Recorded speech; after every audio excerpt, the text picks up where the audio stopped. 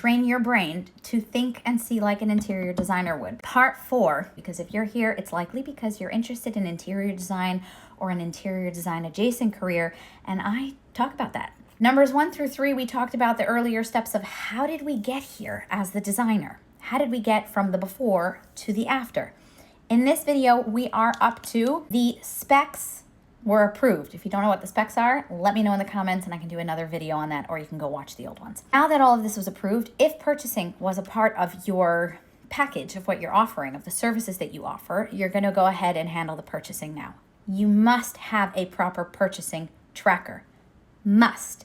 If you are already a designer and you do purchasing, let me know in the comments what you use. Do you have your own in-house purchasing tracker? Is there a software that you use? If you don't have something or don't have something that you think is sufficient enough, or you're new in this, I have a purchasing tracker available. It is what my company used. It is what took me years to develop exactly what was right for us. It's available in the tools, link in bio. So you're going to make sure that you're tracking that, not just to make sure that you stay within the budget, but also it helps you track in terms of deliveries.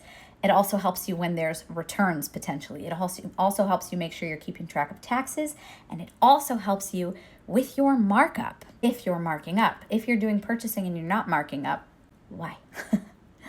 Why not? That is industry standard. If you're doing the rest of the project management, there may be some construction or handyman things that are happening in this space. As I mentioned in the other video, we're assuming this space had no architectural changes, so technically this falls partially under the interior decorator role.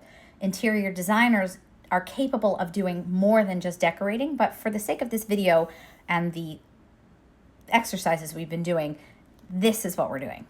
We're just talking about the more superficial things, the furniture, fixtures, and lighting, materials. But if you're doing project management, so if there's something that a handyman or a contractor needs to do, you may or may not be involved in hiring or scheduling them or managing the work they do or reviewing it, but this is when it would happen. Then you have deliveries happening, and then you have staging. Along the way, there's going to be customer service, delays, returns, all those kinds of things. Generally, that falls on you, but again, it depends on your structure. Not everybody does it that way. Some people hand off a list to the clients and they do these things on their own. If you want to talk about how this potential designer makes money, let me know in the comments.